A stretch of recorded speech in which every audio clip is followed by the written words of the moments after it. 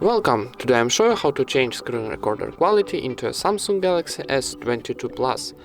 First of all, open your settings, then scroll down and find Advanced Features option, this one. Then scroll down and go into Screenshot and Screen Recorder option.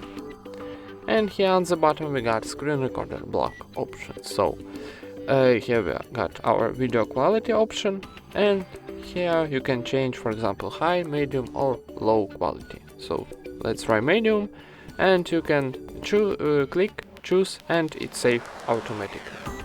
And that's it. Thank you for watching, leave thumbs ups and subscribe to our channel.